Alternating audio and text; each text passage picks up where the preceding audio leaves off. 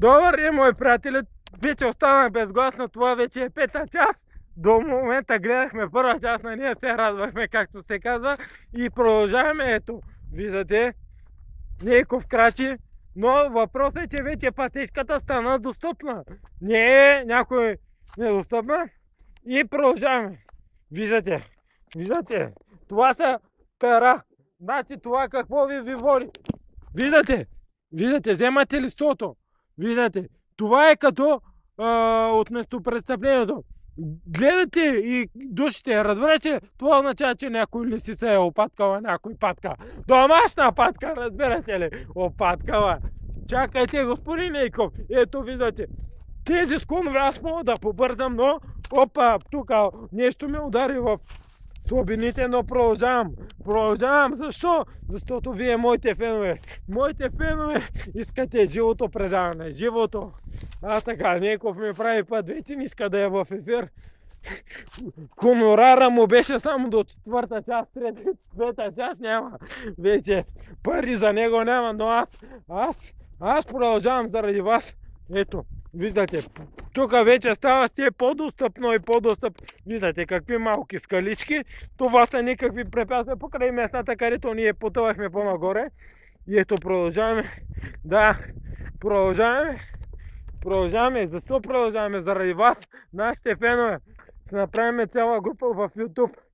Екстремни преживявания във Варна ООД. Разбирате ли за какво нещо става дума? Това е да направим младите хора да не седят пред компютрите, ами да могат да ходят в планината, да качват такива любителски екстремни спортове, защото ако е нещо нормално, няма да се съгласят, но като е екстремно, дами и господа, екстремно ви казвам, разбирате ли, тогава те ще бъдат навити. Да, ето виждате, ето скалите, слизаме, няма там, продължаваме, ще стигнем до същината на извора. Ние сме обещали на драгите ни фенове, че ще стигнем до края, да видят къде води това дере, както се казва. Ще видим, ще минем през всичките изпитателства, каквито и да са. Ето, малка водичка, това е факт, че тук те съществува живот. Има пеперутки, малки грудки. Айде, цяло там няма да минем, но ще минем през дерето. Защо през дерето? Защото ние сме тези, които оцеляват. Просто, тук е имало някаква любов. Някой е дялкал, искал да напише вечна неразделна любов. Но не, ние го прескачаме и продължаваме. Така, господин Нейков, вие бъдете по пътя или пак ще ни направите напред. Какви гуми, какво не...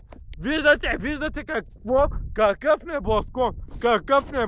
Българския небосклон, както имах едно време, едно изречение, българския рап небосклон. Но ето, първа, втора, трета... Тая гума не може да замести. Виждате какъв камък, какво нещо. Не, нямам сили, господин Нейков. Аз съм роден за коментатор. Ето, чакайте, господин Нейков, елате. Снимайте, вижте, драги фенове, това са натурални български гуми. Ето, срязана българска гума. Но това нещо е в природата, което вреди. Пазете България чиста. Всичко да бъде зелено, green. Alright. Така, да продължим с нашето видео. Вече тук пътечките стават нормални. Не знам вече кое е нормално, кое е ненормално. Но ние продължаваме заради вас, българските зрители. Ето, виждате, това вече е зелената, а не по небосклоните изсъхналите листа. Това е зелената, пеперутката, виждате как летя. Ако сега